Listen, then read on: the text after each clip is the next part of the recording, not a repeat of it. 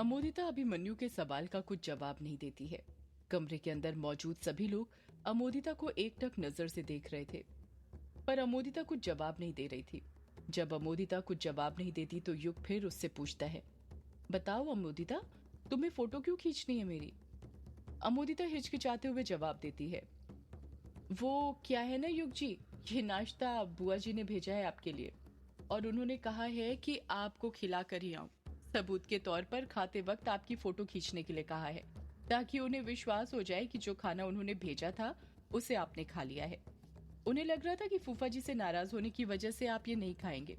युग अमोदिता को समझाते हुए कहता है, अमोदिता, तुम भी ना बच्चों जैसी बातें करती हो। मैं बस बड़े पापा से नाराज हूँ और किसी से नहीं।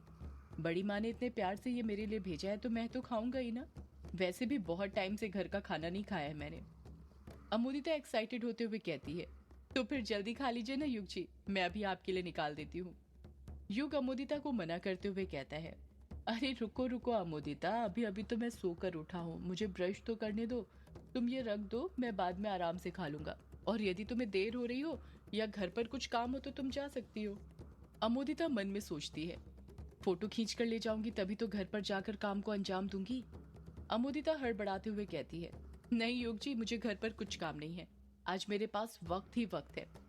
आप जल्दी से ब्रश कर लीजिए, फिर खाते वक्त मैं आपकी फोटो खींच लूंगी, फिर चली जाऊंगी। अभिमन्यु अमोदिता को शक की निगाहों से देखते हुए पूछता है, अमोदिता जरा मुझे एक बात बताना, तुम युग की फोटो खींचने आई हो या उसे नाश्ता देने आई हो? तुम्हारी बातों से तो मुझे ऐसा लग रहा है जैसे तुम्हारा मेन मकसद युग को नाश्ता देना नहीं बल्कि उसकी फोटो खींचना है। ये बात सुनकर अमोदिता घबराने लग जाती है, उसके माथे पर पसीना आने लग जाता है। अमोदिता मामले को संभालते हुए कहती है, अरे अभिमन्यु, अभी मैंने बताया ना बुआ जी के लिए युग जी की फोटो खींचना बहुत जरूरी है। युग जी ने तो कह दिया कि वो बस फूफा जी से नाराज हैं, पर बुआ को तो ऐसा नहीं लगता ना। उन्हें तो तभी तसल्ली होगी ना जब वो युग जी की खाते हुए फोटो देखेंगी। कछुआ अमोदिता की बात से सहमत होते हुए कहता है, ये अमोदिता ना बिल्कुल ठीक कह रही है। माओ को यकीन होता ही नहीं है। जब मैं भी 2 दिन के लिए शहर से बाहर गया था ना, तो रोज खाते वक्त मम्मी को वीडियो कॉल करना पड़ता था कि देखो माँ, मैंने खाना खा लिया। अब क्या कर सकते हैं, आखिर माँ तो माँ होती है। उन्हें अपने आप से ज्यादा अपने बच्चों की फिक्र होती है।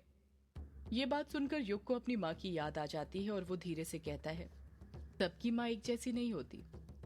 इतना कहकर युग बिस्तर पर से उठता है और वॉशरूम के अंदर चला जाता है। युग के जाते ही कछुए की नजर अमोदिता अपने साथ स्टील का जो डिब्बा लाई थी उस पर पड़ती है। कछुआ उस डिब्बे को घूरते हुए कहता है, वैसे अमोदिता, तुम इस डिब्बे में क्या लाई हो? मतलब क्या है नाश्ते में? अमोदिता उस डिब्बे को कसकर पकड़ते हुए कहती है, कछुए, तू ना इस डिब्बे पर नजर मत डाल, समझा? इसमें जो भी है सब युग जी के लिए है। मुझे नहीं पता था तुम लोग भी यहीं पर होंगे, इसलिए मैं सिर्फ युग जी के लिए लेकर आई हूँ। तुम लोगों के लिए कुछ नहीं है इसमें, समझे? कुछ ही देर में युग हाथ मुंह धोकर आ जाता है और वापस आकर बिस्तर पर बैठ जाता है। कछुआ और कायर जो समोसे और कचौड़ी नाश्ते में लेकर आए थे, उसे भी वो लोग बिस्तर पर ही रख देते हैं। अमोदिता युग को स्टील का डिब्बा देते हुए कहती है, ये लीजिए युग जी, खोलिए इसे। युग अमोदिता के हाथ से वो डिब्बा ले लेता है। जब वो उसे खोलता है तो देखता है कि उसमें टोस्ट की तरह कुछ रखा हुआ था। युग डिब्बे के अंदर देखते हुए कहता है, ये क्या है? अमोदिता युग के सवाल का कुछ जवाब देती है उससे पहले ही कायर कहता है, ये पुखली है, मेघालय की फेमस मिठाई, जो एक प्रकार की रोटी की तरह होती है जिसे नाश्ते के रूप में लिया जाता है। इसे चावल के आटे और गुड़ के साथ बनाया जाता है। सबसे पहले चावल को 6 घंटे तक पानी में भिगोकर रखा जाता है। उसके बाद चावल से पानी अलग कर उसे मिक्सर में पीस दिया जाता है। उसके बाद गुड़ को पानी में डालकर मीडियम आंच पर पकाकर सिरप तैयार करके बर्तन में छान लेते हैं ताकि गुड़ की गंदगी छन जाए। उसके बाद गुनगुने गुड़ के सिरप में पिसा हुआ चावल और आटा मिलाया जाता है, जिसे अच्छे से मिक्स किया जाता है। 15 मिनट बाद सरसों के तेल में इस पेस्ट के छोटे छोटे गोल चपटे बाउल बनाकर इसे तला जाता है। तो तैयार है पुखली। इसे इस तरह बनाया जाता है। अमोदिता कायर को हैरानी के साथ देखने लग जाती है। कछुआ कायर के मजे लेते हुए कहता है, अमोदिता, ऐसे मत देख, ये कायर है कायर, बिंदु के साथ रहकर बहुत कुछ सीख गया है। ये बिंदु का ही कमाल है। इतना कहकर कछुआ अपना हाथ आगे बढ़ाने लग जाता है और टिफिन में से मिठाई उठाने लग जाता है। तभी अमोदिता कछुए का हाथ पकड़ते हुए कहती है, अरे कछुए, मैंने मना किया था ना, ये सिर्फ युग जी के लिए है, तेरे लिए नहीं। युग कहता है, अरे खाने दो अमोदिता, वो भी दोस्त है मेरा, और वैसे भी एक मिठाई के टुकड़े से कुछ नहीं होता है। अमोदिता युग के सामने बुरी ना बने इसलिए वो कुछ नहीं कहती है। युग वो मिठाई खाने लग जाता है और अमोदिता धड़ाधड़ 3-4 फोटो खींच लेती है। युग एक टुकड़ा खाने के बाद अमोदिता से कहता है, हो गई तुम्हारी फोटोग्राफी, अब मैं इसे अपने दोस्तों के साथ शेयर कर सकता हूँ ना?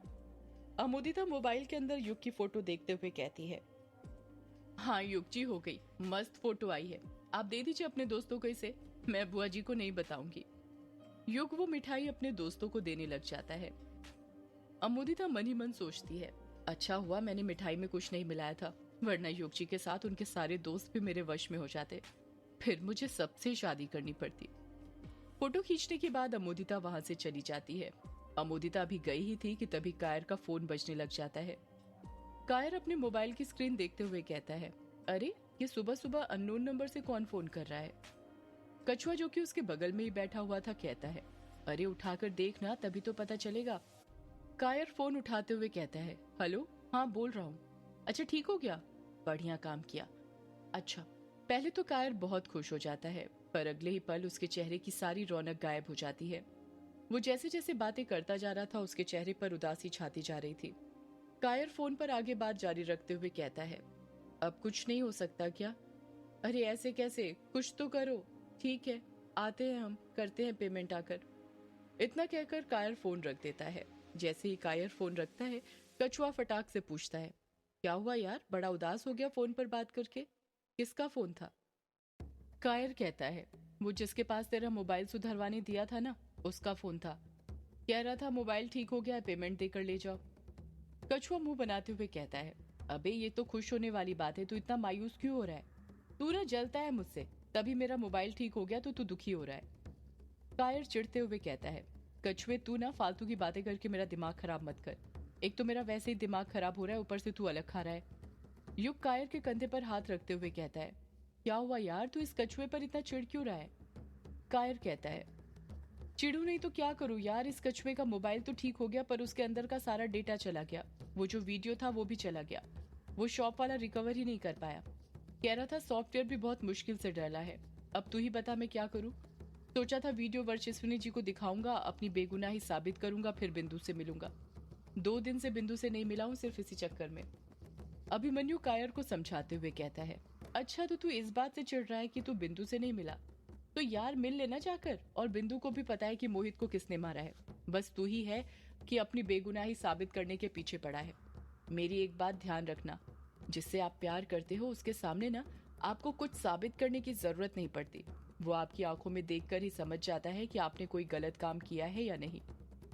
कछुआ शर्माते हुए कहता है, यार कायर, ये अभिमन्यु ना ठीक कह रहा है, प्यार करने वाला आपकी आंखों में देखकर समझ जाता है कि आपने कुछ गलत किया है या नहीं। तभी तो तूने देखा होगा कि मेरी वर्चू उस दिन इंक्वायरी में मुझसे ज्यादा सवाल नहीं पूछ रही थी, क्योंकि उसे पता था कि मैं बेकसूर हूँ, इसका मतलब कि वो भी मुझसे प्यार करती है। अभिमन्यु कछुए की बात काटते हुए कहता है, कछुए ये बात तेरे लिए नहीं थी, वर्चस्विनी जी तुझसे प्यार नहीं करती, समझा? उन्होंने इसलिए तुझसे ज्यादा सवाल नहीं पूछे क्योंकि उन्हें तेरे 2 या 3 जवाबों से पता चल गया होगा कि तू गधा है और गधों से सवाल पूछना बेकार है। अभिमन्यु की बात सुनकर कछुए को छोड़कर सब हंसने लग जाते हैं। युग अपने दोस्तों को रोकते हुए कहता है, यार ये हंसी मजाक छोड़ो और अब थोड़ा सीरियस हो जाओ। पता है ना, अमावस्या आने से पहले हमें यक्षिणी के अभिशाप के बारे में पता लगाना है, जिसके लिए हमें मेरे पापा ने जो यक्षिणी किताब का ड्राफ्ट लिखा था वो ढूंढना है, जो इसी ग्रेवयार्ड कोठी के अंदर है। अभिमन्यु झट से कहता है, हाँ यार पता है, तो बता शुरुआत कहाँ से करनी है? युग बिचकते हुए कहता है, कहाँ से करनी है का क्या मतलब? पापा जिस कमरे में बैठकर कहानियां लिखा करते थे उसी कमरे से करते हैं, रूम नंबर 666 से। कछुआ डरते हुए कहता है, क्या कहा, रूम नंबर 666 से? नहीं नहीं, उस कमरे से नहीं, भूल गए उस कमरे में यक्षिणी को कैद किया गया था, नहीं यार उस कमरे से शुरुआत नहीं कर सकते। अभिमन्यु कछुए को समझाते हुए कहता है, यार अब तू इतना क्यों डर रहा है, यक्षिणी तो उस कमरे से आजाद हो गई है ना, तो अब उस कमरे में जाने से इतना क्यों डर रहा है? कछुआ पलट कर जवाब देता है, यक्षिणी उस कमरे से आजाद हो गई तो क्या हुआ, वो कमरा तो उसी का है ना। मुझे तो वो युग के पापा का नहीं बल्कि यक्षिणी का कमरा लगता है। देखा नहीं, वो जादुई टाइपराइटर जिसे तुम दोनों उस कमरे से उठाकर लाए थे, कैसे उसमें मोहित के खून की स्क्रिप्ट थी। पता नहीं उस कमरे के अंदर और कौन कौन सी जादुई चीजें होंगी, इसलिए उस कमरे के अंदर ना ही जाए तो बेहतर है। मैं तो उस कमरे के अंदर नहीं जाऊंगा। युग कहता है, ठीक है तू मत चल, हम तीनों चले जाएंगे। कछुआ युग को मना करते हुए कहता है, अरे मेरे कहने का मतलब ये है हम तीनों में से कोई नहीं जाएगा उस कमरे में। कहीं ऐसा ना हो कि हम कमरे के अंदर घुसे और वो कमरे का दरवाजा हमेशा के लिए अपने आप बंद हो जाए, हम वहीं पर मर जाएं, फिर यक्षिणी की तरह हमारी भी आत्माएं वहीं पर कैद हो जाएंगी। कछुए की बात सुनकर कायर को भी डर लगने लग जाता है, क्योंकि डर होता ही ऐसा है, एक को लगता है तो सामने वाले को खुद ब खुद अपने आप लगने लग जाता है। कायर भी कछुए का साथ देते हुए कहता है, हाँ यार मुझे भी ना ये कछुए की बात ठीक लगती है, वो कमरा जादुई है, वहां पर जाना ठीक नहीं है। और एक शायर होने के नाते जितना मैं लेखकों को जानता हूँ ना, ये लेखक ना बड़े मूडी होते हैं, इनका कोई फिक्स नहीं होता कि कहाँ पर बैठकर लिखना है। इनका जहां पर मन होता है, जब कोई आइडिया होता है वहीं पर बैठकर लिखना शुरू कर देते हैं।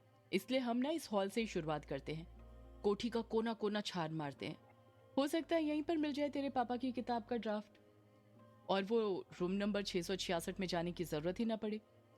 युग और अभिमन्यु को न चाहते हुए भी कायर की बात माननी पड़ती है, क्योंकि उनके पास और कोई ऑप्शन नहीं था। वो चारों मिलकर ग्रेवयार्ड कोठी के अंदर युग के पापा की किताब का ड्राफ्ट ढूंढना शुरू कर देते हैं। इस तरफ रौंका गांव में हवेली के अंदर जानकी, वंदना और रजनी आंगन में थे।